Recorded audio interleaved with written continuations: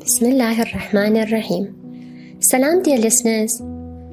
Have you ever seen a clear blue night sky twinkling with thousands and thousands of stars?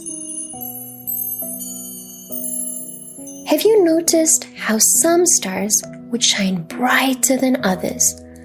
The people of this world are just like those stars. Some of them shine brighter than others, and that's because of their actions. Imam Mahdi is in ghaybah, but he still sees our actions. He sees our efforts to obey the commands of Allah. Sometimes he seeks the assistance of his pure servants like Halu, and other times he hears the pleads and prayers of his Shias, granting them the opportunity to meet him just like Ali ibn Mahziyar. Then there are some pious people unknown to the world who are not only invited to meet the Imam, but it is the Imam who goes to see them. As the sun set, a man called Sheikh Ahmed was rushing to finish his work. It was Tuesday night and he had to go somewhere very important. He rushed home, took a piece of bread and some water, and he was off. He was very excited. The cool breeze of the evening welcomed him as he reached the outskirts of Kufa. There he entered Masjid al-Sahla. Do you remember Masjid al-Sahla? So many prophets have come and prayed in this exact same masjid. Even the 12th Holy Imam was known to visit and pray in Masjid al-Sahla. Sheikh Ahmed gently brushed his fingers on the walls of Masjid al-Sahla as tears of joy and hope flowed like shiny little pearls from his eyes. Today marked the 40th Tuesday night that he was here, spending the quiet, sleepless hours in worship of Allah. He had heard that if one prays for 40 Tuesdays continuously at Masjid al-Sahla, they would be granted the ziyarah of the 12th Holy Imam. Sheikh Ahmed wanted nothing more than that. As the night came and covered the city in its darkness, people started to leave the masjid to make their way home. It wasn't long before Sheikh Ahmed found himself alone.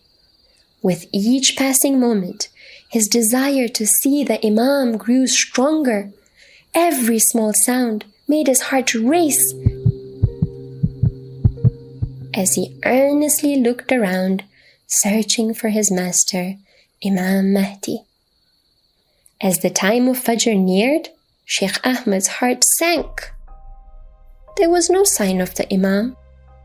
He read his namaz in congregation. Then, tearful and disappointed, he went home to get some rest. Upon waking up, Sheikh Ahmed felt like his heart was being pulled in a certain direction, as if someone was calling him, as if his Imam was calling him. Without any hesitation or moment of pause, he quickly got himself ready in his best clothes and he wore his favorite atr. Then he dashed out the door.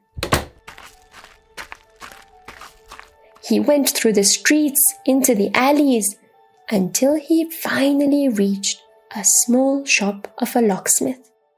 Inside the shop, he saw the 12th Imam sitting, his face luminous like the full moon. Sheikh Ahmed could not believe his eyes. With a full heart and tears of happiness, he quickly entered the shop, greeting the Imam.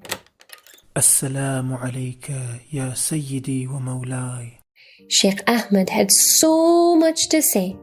Oh, how can the lover express his love to his beloved, especially to the beloved who is the most perfect creation of Allah?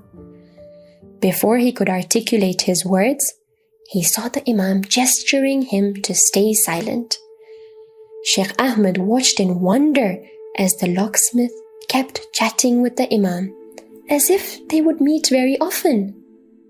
Now Sheikh Ahmed's mind was full of questions. Why is the Imam here? Who is this locksmith? Why is the Imam talking to him like they were close friends? Sheikh Ahmed felt a pang in his heart as he wished that he was in the place of the locksmith, talking so casually with his Imam.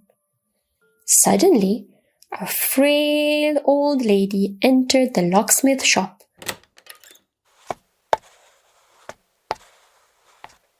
Holding a walking stick in one hand and the lock in the other. Her hands trembled anxiously as she handed over the lock to the locksmith. With a thin, weak voice, she asked nervously, "Can you please buy this lock from me for 3 riyals? I really need the money." Then with a sob, she continued, "My son is sick and I desperately need 3 riyals only to get his medicines. This is the only valuable thing I have." The locksmith kindly took the lock from the old lady. He examined it in his hands, turning it this way and that way. Finally, he spoke gently. "My dear lady, this lock that you have is not worth 3 riyal."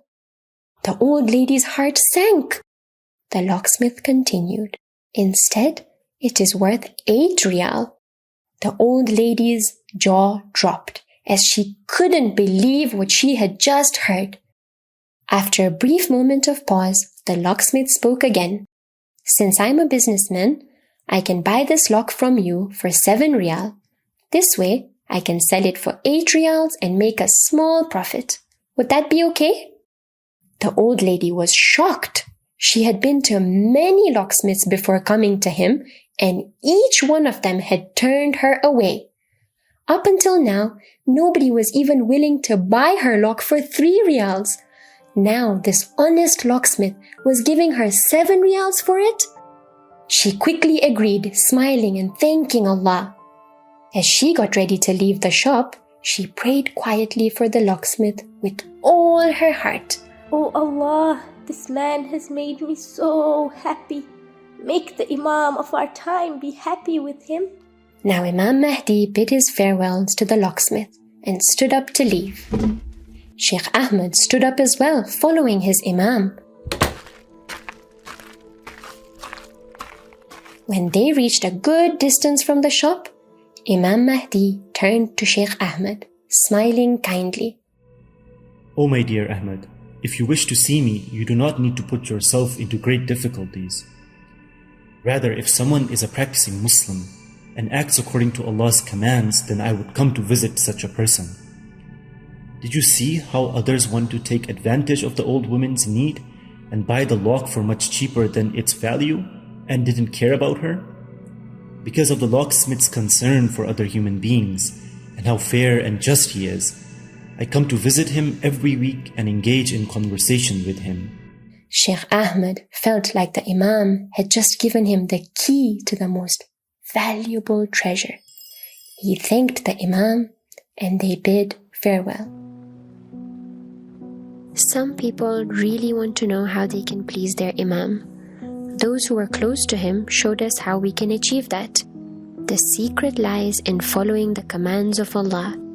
That is what the Imam truly wants from us. O Allah, we complain to you of the absence of our Imam. O Allah, please hasten his reappearance so that injustice can be wiped off the face of this earth, so that our oppressed brothers and sisters all over the world, especially in Gaza, can achieve complete victory. And O Allah, help us attain the qualities that Imam loves us to have, so that we can be of his loyal companions. Baba, that